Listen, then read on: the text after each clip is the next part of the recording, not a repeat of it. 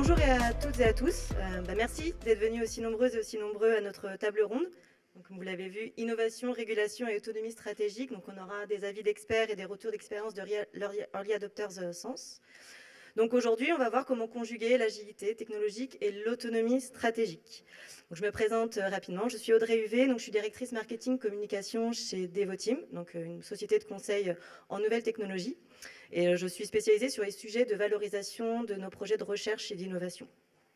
Donc aujourd'hui, je suis très contente d'animer cette table ronde avec des experts autour de moi. L'objectif, ce sera vraiment de parler avec pragmatisme autour du cloud de confiance et de justement comment trouver cet équilibre entre l'agilité technologique, donc vraiment l'innovation, et également derrière la réglementation qui est de plus en plus dure en ce moment. Donc en effet, le cloud, on le sait tous, c'est un levier d'innovation majeur pour les entreprises et les institutions. Mais à l'heure où l'IA s'accélère, où les cybermenaces se multiplient, la question de l'autonomie, de la sécurité et de la souveraineté numérique devient cruciale. Donc Bertrand, tu pourras nous le dire, mais tu reviens aussi toi-même du salon InCyber, où justement la souveraineté était sur toutes les lèvres et montre bien aujourd'hui que c'est plus vraiment nice to have, mais c'est un vrai sujet de stratégie et d'intelligence stratégique. Donc aujourd'hui, je voulais vraiment travailler avec, je suis très contente d'accueillir un panel d'experts très complémentaires sur ces sujets-là. Donc tout d'abord, Charlotte Barraco-David, qui est avocate en droit du numérique et de l'innovation et qui nous éclairera en fait sur tous les aspects légaux sur le sujet du cloud de confiance. Bertrand Elfre, qui est partner cybersecurity chez Devoteam, qui aura cet aspect justement sur la sécurité et le Secnum Cloud. Victor Boissière, qui est Head of SRI, du coup, chez Conto, donc Site Reliability Engineering. Et Quentin Reynaud, qui est Cloud Engineer, Cloud et Sens, en fait, chez Devoteam. Donc, on va rentrer tout de suite dans le vif du sujet. Donc, aujourd'hui, ce qu'on voudrait vous demander, c'est qu'est-ce qui caractérise aujourd'hui un cloud de confiance ? Qu'est-ce qui le différencie justement d'un cloud souverain ? Et qu'est-ce que ça implique concrètement, vous, selon votre prisme et dans vos métiers ? Et puis, je commence par toi tout de suite, Charlotte, pour nous dire juridiquement quelle est la différence justement entre un cloud souverain et un cloud de confiance. Merci beaucoup Audrey. Alors, moi ça tombe bien, je suis là pour ça, je vais faire mon avocate, mais juriste de service. Nous les juristes, on aime bien les termes un peu précis et qui correspondent vraiment à des choses. Alors, d'abord le cloud souverain. Je pense que le terme est souvent un peu galvaudé. Enfin, l'utilisation qu'on peut en faire dans le langage courant ne correspond pas forcément à une réalité juridique, en tout cas concrète actuellement. Donc, si on revient juste sur la définition de ce qu'est le mot souverain, c'est ce qui est vraiment en son genre au plus haut degré suprême, par extension, ce qui n'est sous le contrôle d'aucun organe supérieur. Donc, en gros, c'est ce qui ne peut être contrôlé par personne, donc soit parce que c'est l'État lui-même, soit parce que ça ne peut pas être contrôlé par un autre État, notamment étranger. C'est ce qu'il y a derrière le terme souverain. Appliqué au cloud, ça a été défini en 2016, pour ceux qui avaient peut-être vu passer une définition d'une note d'information qui était faite par un ministère quelconque. Mais en gros, l'idée à l'époque de la notion de cloud souverain, c'était vraiment de se dire que les données hébergées dans un cloud souverain sont hébergées en France par une entité de droit français et qui respecte en fait les lois et les réglementations et les normes françaises. Et donc ça, si je vous dis ça, en fait, vous allez me dire, mais en fait, ça n'existe pas vraiment. Et la réalité, c'est qu'effectivement, ça n'existe pas vraiment. Je tiens à le dire. Le terme, donc, pour moi, cloud souverain, c'est d'abord un terme, entre guillemets, marketing, qui correspond à un mot, ces fameux buzzwords voilà, en ce moment, souveraineté, on en parle tout le temps, que ce soit pour le cloud ou pour l'alimentation.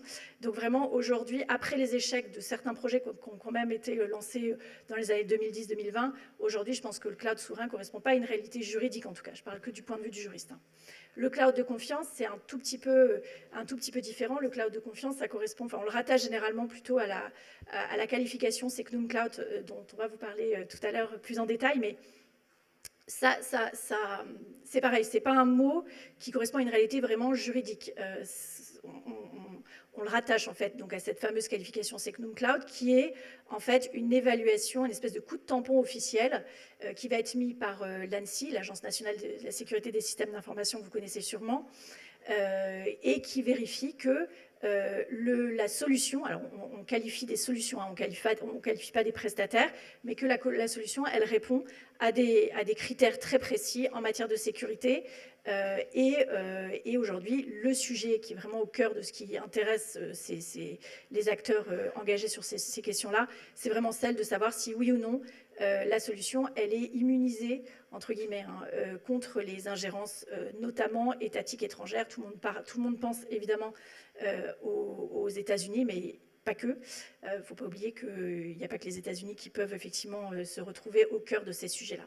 Mais en tout cas, avec les États-Unis, on a quand même juridiquement le problème du Cloud Act, qui est une loi américaine qui a des effets extraterritoriaux. Et donc, c'est ces effets-là dont on cherche à se prémunir en trouvant des solutions qui permettent d'échapper en fait aux demandes d'accès des autorités américaines. C'est ce qu'on va mettre derrière aujourd'hui la notion de cloud souverain. Très bien, merci beaucoup. Et du coup, enfin, comme tu en parlais aussi, il y a eu des annonces récentes du gouvernement donc qui renforcent justement la pression sur les acteurs publics et privés. Est-ce que les règles du jeu évoluent à l'heure actuelle par rapport aux dernières annonces du Cloud au centre? Les règles du jeu en elles-mêmes, non, pas réellement. En fait, ce qui change aujourd'hui beaucoup, c'est plutôt la prise de conscience qui existait déjà, mais qui était assez confinée à, j'allais dire, presque aux juristes, en fait. On était vraiment sur des sujets très juridico-juridiques, c'est-à-dire qu'on se posait des questions dans des négociations avec des prestataires, parce qu'on avait le RGPD, dont on va peut-être parler tout à l'heure, qui impose la protection des données personnelles. On avait également, on voyait poindre des réglementations en matière de cybersécurité, etc. Mais la question de la souveraineté, la question de la confiance dans le prestataire, elle se pose aujourd'hui avec une acuité particulière, mais qui est vraiment plus liée à des questions géopolitiques que, j'allais dire, techniques ou même juridiques. La réglementation, elle n'a pas vraiment changé, et je ne suis pas sûre qu'elle va énormément changer du fait de ce qui se passe là, même si on a un peu cette tendance aujourd'hui, dès qu'il y a un truc qui se passe, à se dire, bah, tiens, le législateur, il faut qu'il fasse une nouvelle loi. Non, là, on va peut-être se calmer un petit peu. On a déjà beaucoup à faire avec ce qui existe. C'est sûr, merci beaucoup. Et du coup, on parlait justement de la certification Secnum Cloud. Bertrand, est-ce que tu peux nous éclairer en quelques mots sur cette certification? Oui, bien sûr. Bonjour à tous, Bertrand Helfre, je suis chez Devoteam, je suis partenaire en charge des services conseil, cybersécurité et confiance numérique. Alors, Secnum Cloud, qu'est-ce que c'est? C'est un label de sécurité donné par l'ANSSI. Pour vous faire également la différence, on parle souvent de certification et de labellisation, c'est différent. Un label, c'est donné par l'État. Donc en France, c'est donné par l'ANSSI, contrairement à une certification, je pense beaucoup ont entendu parler de la certification 27001, là c'est donné par un organisme privé, généralement. Donc il y a une vraie différence. Donc quand on parle de Secnum Cloud, ce label, c'est un label qui est quand même très exigeant sur les normes de sécurité. Ça demande, je veux dire, un niveau de sécurité élevé. Alors sur le site de l'ANSSI, vous avez tous accès. Il y a quelques sociétés pour l'instant qui ont ce label Secnum Cloud. Il y a 3 critères qui sont regardés. Le premier, c'est tout ce qui est souveraineté. Et Charlotte en a parlé par rapport à tout ce qui est le Cloud Act aux États-Unis.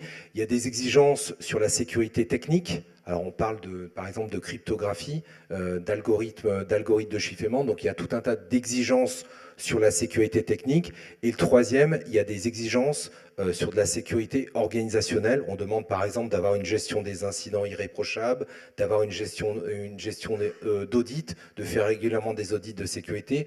Donc ce qui est bien, c'est que sur l'ANSSI, le référentiel, là on est à la version 3.2. C'est la version qui date de mars 2022.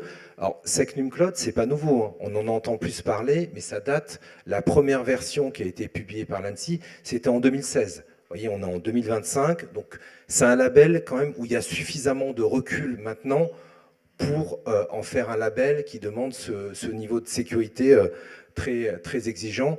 Ce qui est intéressant, et dans le cas aussi qui nous concerne aujourd'hui, côté Sens, enfin côté Thales, vous le savez tous, cette labellisation, c'est quelque chose qui est en cours, voilà, qui devrait être obtenu le troisième trimestre 2025. Autant dire, là on est en mai, c'est demain par rapport à ce label. Merci. Et j'avais une question, du coup, ce que tu disais, que tu étais au forum InCyber récemment, là, début avril. Donc, tu disais que la souveraineté était vraiment omniprésente dans les discussions.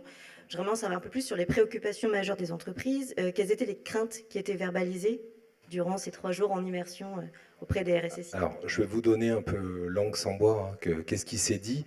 Alors, j'ai quand même eu l'impression que les RSSI, les DSI, ils découvraient la souveraineté. Alors, c'est pas vraiment un sujet nouveau. Il y a un des RSSI du 440, là, d'une grande société là, d'énergie en France, voilà, qui a dit il faut se préoccuper de la souveraineté et notre dépendance par rapport aux GAFAM. Oui, ben on le sait tous, ça fait quand même un petit moment que en termes de souveraineté numérique, il y a quand même pas mal de, on va dire, de services qui sont trustés par les Américains. Donc ça, c'était pas une découverte, mais je veux dire plus, les décideurs ont découvert qu'effectivement, on était ultra dépendant de ces solutions américaines. Donc ça, c'était le premier constat. Donc souveraineté, on en a beaucoup parlé au Forum InCyber. Deuxième sujet, c'était l'IA. L'IA, chaque solution de sécurité éditeur, ils arrivaient avec de l'IA parce qu'il fallait parler d'IA dans les produits de sécurité. Donc l'IA, c'est une vraie tendance sur la cyber. Le troisième thème, c'était le thème de cette année, c'était le Zero Trust. Alors Zero Trust, je ne sais pas si ça parle à chacun. Zero Trust, en fait, ce que veut dire le concept de Zero Trust, c'est que maintenant, la sécurité périmétrique, l'accès, les VPN, je veux dire, c'est complètement mort. Maintenant, on est vraiment sur des stratégies basées sur Zero Trust, c'est-à-dire que chaque device, chaque utilisateur qui arrive dans le système d'information, on le contrôle. Voilà, c'est ça le concept de Zero Trust pour faire simple. Et ça, c'était un troisième enseignement du FI. Et le troisième enseignement, c'est de se dire, on est quand même sur une année compliquée niveau conjoncture économique. On le sait que maintenant, aux décideurs sur la cyber, aux DSI et aux SSI, ceux qui sont dans cette salle, on vous demande de faire aussi bien, mais avec le même budget. Donc forcément, il va falloir travailler l'efficacité de la cybersécurité. Moi, par exemple, un chiffre que j'ai retenu, c'est que dans chaque organisation, il y a 83 solutions de sécurité qui sont utilisées. Il y a un EDR, il y a un SOC, il y a un IAM, il y a différentes solutions techniques, mais on se rend compte que ce millefeuille technologique, ben oui, on va vous demander maintenant d'optimiser, de gagner en efficacité et en productivité, et peut-être dépenser moins ou tout aussi bien que sur l'année 2024, mais de le faire de manière plus efficace et de se reposer les bonnes questions. Voilà en gros ce que j'ai retenu du Forum InCyber. S'il y en a qui veulent en parler à la fin, ça sera volontiers. Très bien, merci beaucoup. Et alors récemment, je suis tombée aussi sur une étude IDC qui disait que 82% des organisations en Europe déclarent utiliser ou envisager le cloud de confiance. Donc c'est vraiment sur ce sujet-là qu'on va essayer aussi de décrypter un peu plus tout ce qui est autour de la réversibilité et la portabilité, parce que ça reste très crucial, comment on passe d'un cloud à un autre, comment on gère justement cet aspect donné. Donc Quentin, j'aimerais te poser une question sur ce sujet-là, c'est comment sont traitées la réversibilité et la continuité de service sur Google Sense? Oui, bonjour à tous. Alors du coup, ce qui est vraiment bien côté Sens, c'est qu'on reste dans l'univers Google, et donc on va pouvoir arriver dans l'univers du cloud de confiance un peu par étapes.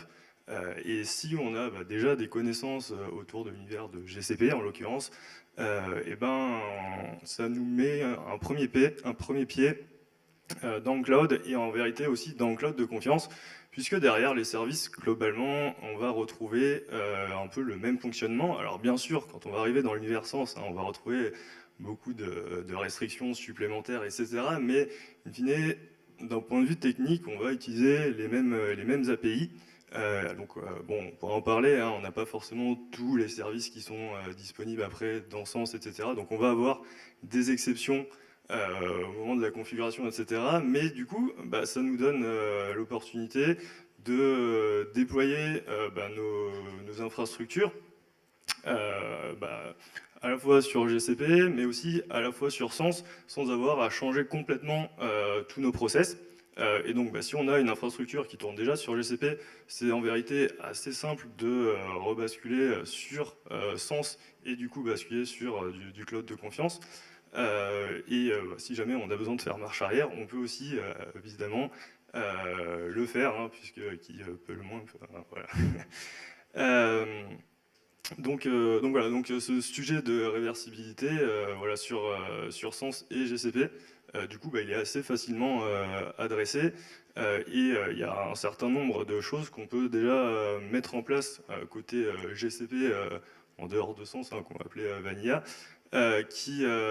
donc voilà, on va pouvoir mettre en place des paramètres pour déjà se préparer en fait à venir sur Sens en amont avant de gérer la migration vers le cloud de confiance Sens, comme par exemple se forcer à utiliser des clés de chiffrement avec un EKM, etc. Tout ça, on peut l'implémenter au préalable sur GCP pour se préparer à la migration sur Sens.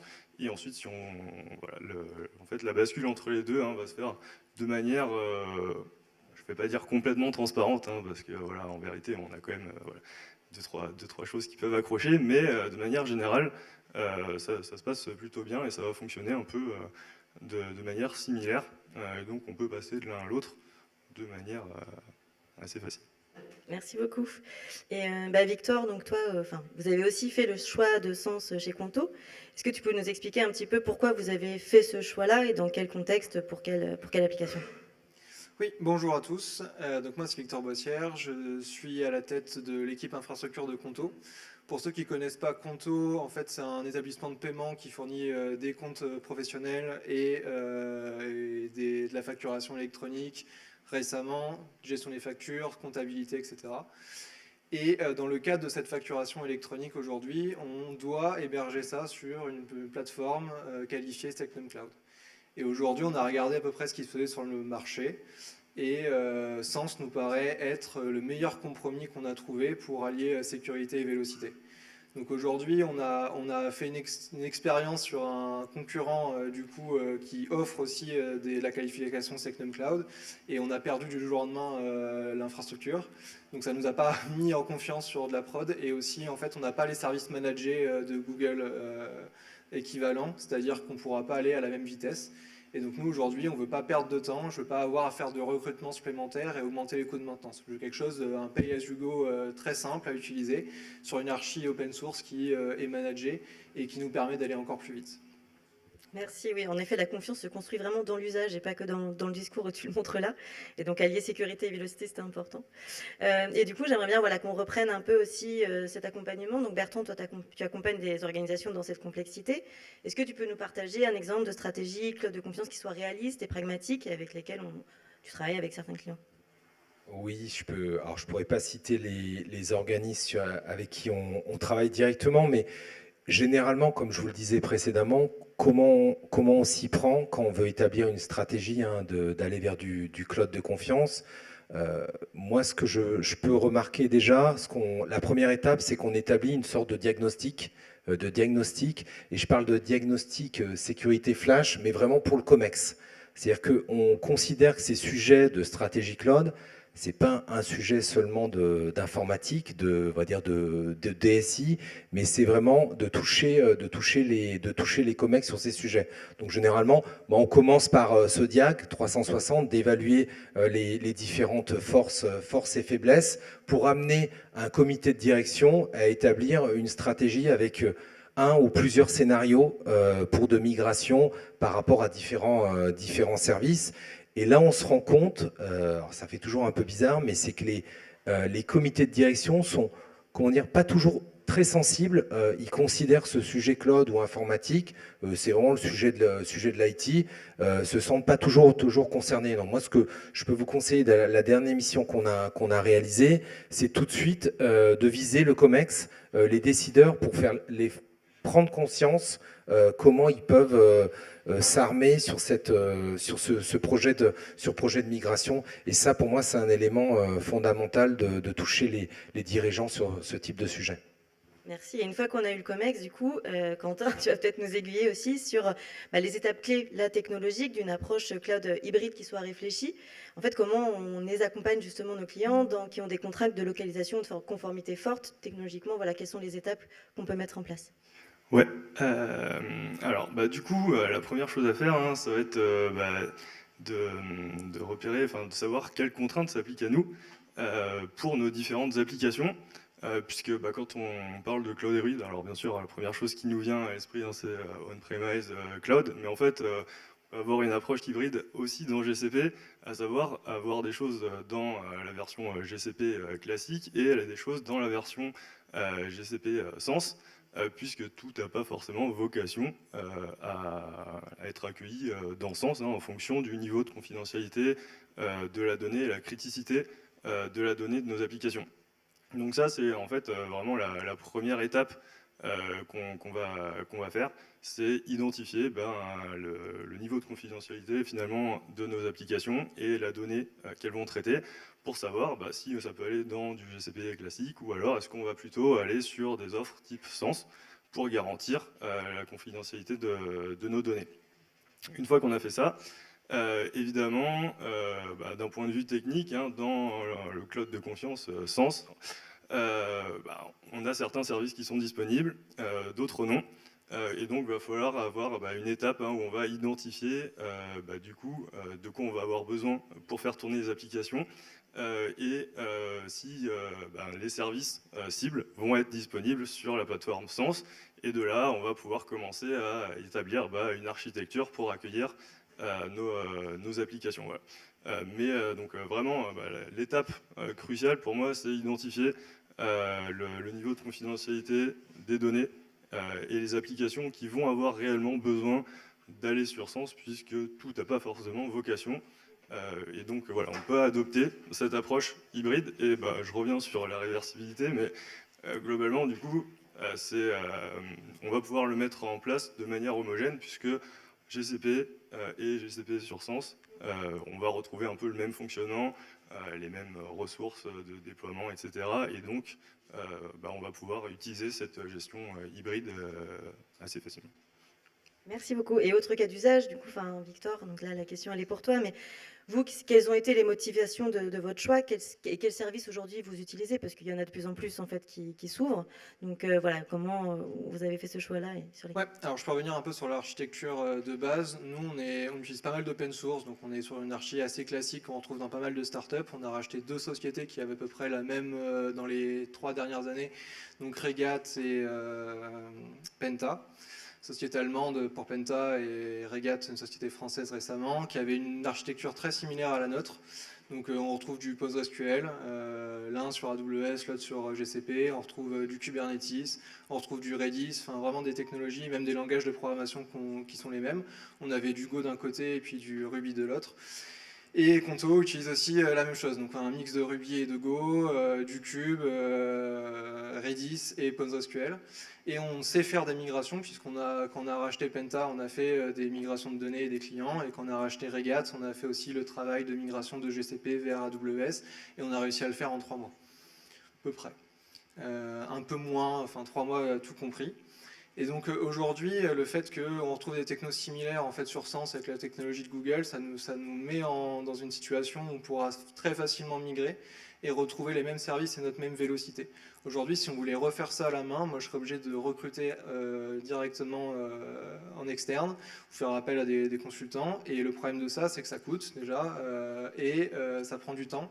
Et on ne trouve pas forcément des candidats qui sont motivés par faire ça. Aujourd'hui, sur le marché, les candidats qu'on trouve et qu'on a en entretien veulent faire du cloud, veulent faire plutôt des choses avec les outils existants plutôt que rebuilder les choses from scratch. Et donc aujourd'hui, on a très peu de plus-value en fait à fournir un service PostgreSQL managé. Il y a des providers qui le font très bien comme Google, comme AWS, etc.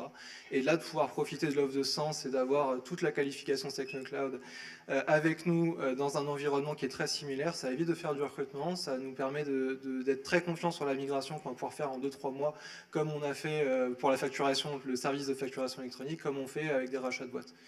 Et donc c'est pour ça qu'on a choisi Sens dans ce cadre. Oui, merci. Donc, la montée en compétence est très rapide et du coup, vous continuez à attirer des talents sur des nouvelles technologies. Comme ça, vous arrivez à allier les deux, quoi. Et Charlotte, du coup, sur le terrain juridique, est-ce que tu peux nous expliquer un peu quels sont les sujets à risque aujourd'hui? Comment justement choisir l'offre la moins adaptée, enfin la plus adaptée puis la moins risquée surtout? Alors déjà, je pense que ce qu'il faut peut-être dire, c'est qu'on soit dans un cloud dit de confiance ou un cloud, j'allais dire classique, d'un point de vue juridique, les enjeux ne sont pas réellement différents. On est toujours face aux mêmes problématiques dans les négociations, notamment de contrats.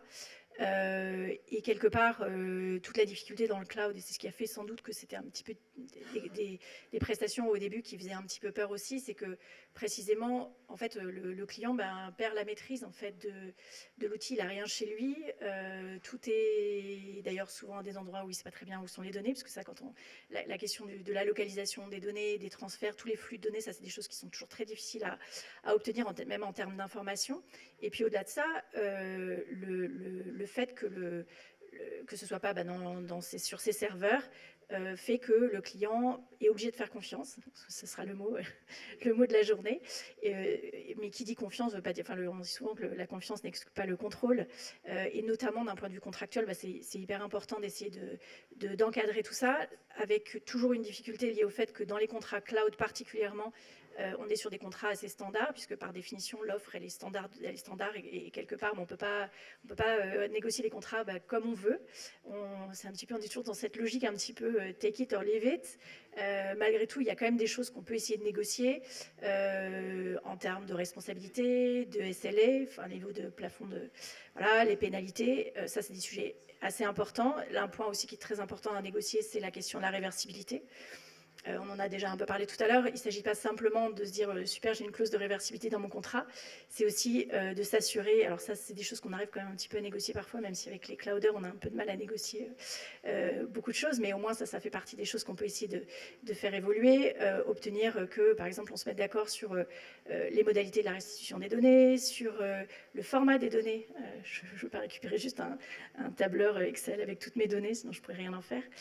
Donc ça, c'est des sujets assez, j'allais dire, tarte à la crème du contrat informatique en général et plus particulièrement des contrats cloud.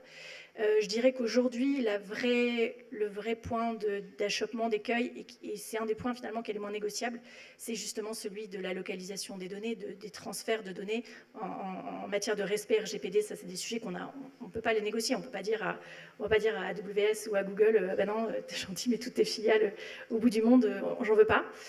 Ou alors, on se situe dans la situation des acteurs publics. Certains, c'est rare, mais certains le font. Dans le cadre des CCTP, enfin tous les documents du marché, ils peuvent, sans exclure certains types d'acteurs, ils peuvent se dire, par exemple, moi j'impose, je veux que mon prestataire soit Secnum Cloud ou équivalent, ce qui est une façon d'exclure ceux qui ne le sont pas.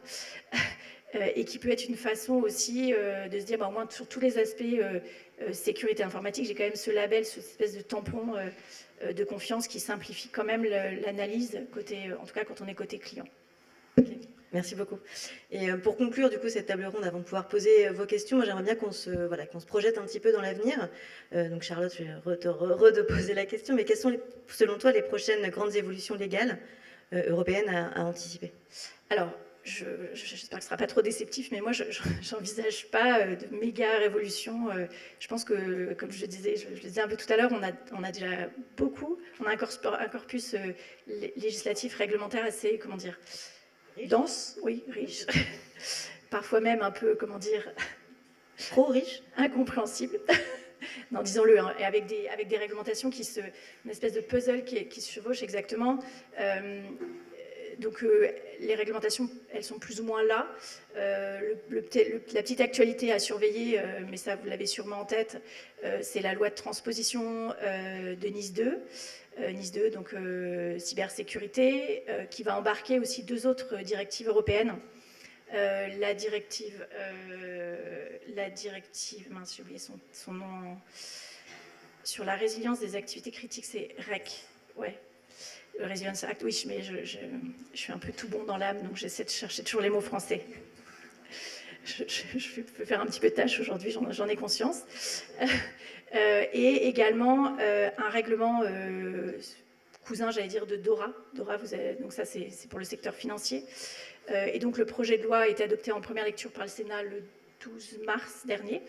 Je ne sais pas quoi vous dire, parce que tous les jours, il y a une nouvelle rumeur qui passe sur le fait que le texte pourrait être adopté en mai, en juin. Moi, honnêtement, je ne m'avance pas. Hein. Je laisse à d'autres le soin de le faire. Mais en tout cas, il y a quand même, voilà, on connaît déjà les textes, puisque c'est que, entre guillemets, de la transposition de directives. Juste pour les non-juristes, la différence entre un règlement et une directive, c'est que le règlement, il est d'application immédiate. Il est comme le RGPD. C'est le texte européen qui s'applique dans tous les États membres. avec parfois, c'est le cas du RGPD, des petites spécificités qui fait que finalement, on n'est plus tout à fait sur un texte uniforme. Mais on va dire que la logique du règlement, c'est ça. Et la directive, elle nécessite d'être transposée dans chaque État membre. Et donc, comme souvent, on est un petit peu en retard. Donc le contexte politique des derniers mois ne nous a pas beaucoup aidé, mais voilà, donc on est sur le point de transposer ces 3 textes-là qui ont pour objectif quand même de rajouter une énorme couche en termes d'obligations de cybersécurité. Je pense que le constat, il est fait par tout le monde.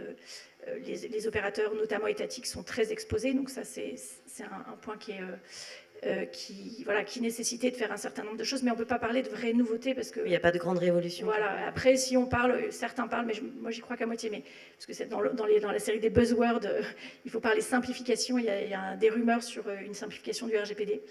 Je crois que malgré tout, l'intérêt sera assez limité, parce que ce qu'on en lit, c'est que ce serait plutôt dans l'idée de réduire la partie paperasse des obligations du RGPD, mais finalement, c'est que la partie immergée de l'iceberg.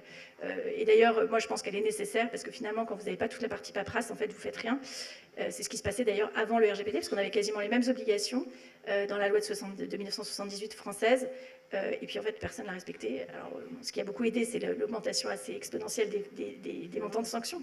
Mais voilà, ça fait partie des choses dont on parle, mais on n'est pas dans l'ordre de la révolution, je pense. D'accord, merci. Et côté plutôt... Juste un complément par rapport à ce que tu viens de dire, là, tout à fait aligné. Il y a un élément qui revient tout le temps dans ces réglementations, c'est la gestion des tiers. DORA, il y a un pilier spécifique sur la gestion des tiers et des tiers critiques. Pareil pour NIS 2. Donc, ce qu'il faut retenir qu'effectivement, c'est un vrai labyrinthe d'arriver à s'y retrouver dans la conformité. Mais il y a quelque chose qui revient dans toutes ces réglementations, c'est la gestion des tiers, donc la gestion de vos fournisseurs critiques et de vos fournisseurs IT, donc la gestion également de vos tiers critiques en IT, d'où des services également cloud. Mais ça c'est sûr qu'il faudra le mettre en œuvre, donc ça revient dans toutes les réglementations, c'est quand même le sujet du moment. Très bien, merci. Et toi, du coup, Quentin, pour toi, à quoi ressemblerait un cloud souverain mature, on va dire, d'ici quelques années, quoi? Alors, un cloud souverain mature, pour moi, c'est retrouver finalement l'expérience qu'on a sur les plateformes actuelles cloud public, sans la friction supplémentaire de toutes les contraintes supplémentaires qui sont ajoutées pour avoir un cloud souverain. Et entre autres, c'est retrouver tous les services managés qui font un peu la force des plateformes cloud public sur les offres cloud souverain. On est encore un peu au commencement pour ces plateformes-là. Donc forcément, on commence par les services, un peu j'ai envie de dire de base, mais on voit que petit à petit, on commence à avoir des services managés, et c'est ce que nous on a envie de consommer sur une plateforme cloud. Et donc, pour moi, une plateforme cloud souveraine mature, ce serait d'avoir accès à tous ces services managés. Sans me récupérer également des erreurs qui me disent j'ai pas le droit de faire ça parce que je suis dans une plateforme souveraine et la fonctionnalité n'est pas disponible. Voilà. Oui, je vois. Et toi, Victor, du coup, pour la FinTech, le cloud de confiance version 2030? Alors moi j'ai envie de dire dans cette continuité-là que si l'infra va ralentir le produit, en fait on est mal parti. Donc vraiment l'intérêt du cloud de manière générale, c'est d'aller là-dessus et d'avoir une offre de confiance souveraine qui nous permet de faire ça. Ce serait l'idéal, quoi. Et donc c'est vraiment avoir la même vélocité qu'on a aujourd'hui, que les startups françaises bénéficient, mais en le faisant la même chose pour concurrencer les startups américaines qui ont ce genre d'offres managées en France. Oui, une vraie innovation. Voilà. Merci beaucoup. Merci beaucoup pour ces éclairages. Je voulais aussi appeler aussi William Couchot, donc écosystème lead de Sens sur scène, parce que pour qu'il nous donne un peu une perspective aussi côté Google Sens, et puis si vous avez des questions, on pourra y répondre, et puis William sera là aussi pour y répondre avec nous. Donc, je te laisse la parole pour un petit mot de la fin. Merci, je pense que tout a été dit. Et une façon de résumer cet ensemble-là, c'est que Sens, c'est une entreprise qui vise à fournir des transformations à des acteurs qui ne l'ont pas terminé ou qui n'ont pas eu l'occasion de la commencer parce que le cloud public faisait peur, n'était pas autorisé. Et c'est ce qu'on fait aujourd'hui. On a 3 ans d'existence, 45 clients, des partenaires qui accompagnent les clients. Et surtout, ce feedback qui a déjà été dit, c'est on va chercher l'innovation. Et quand on sait déjà faire du Google, bah, en fait, les retours qu'on a du programme d'accès anticipé, c'est la promesse, ça ressemble à Google Cloud. Donc une fois qu'on est formé, on sait exécuter. Très bien, merci beaucoup. Est-ce que vous avez des questions? Non, tout était limpide. Bah, merci beaucoup. Si vous voulez, nous, voilà, on a un stand juste à côté. Si vous voulez continuer les discussions, on sera tous là. Charlotte restera encore un petit peu avec nous. Et bien, merci beaucoup pour votre attention. Et puis, n'hésitez pas.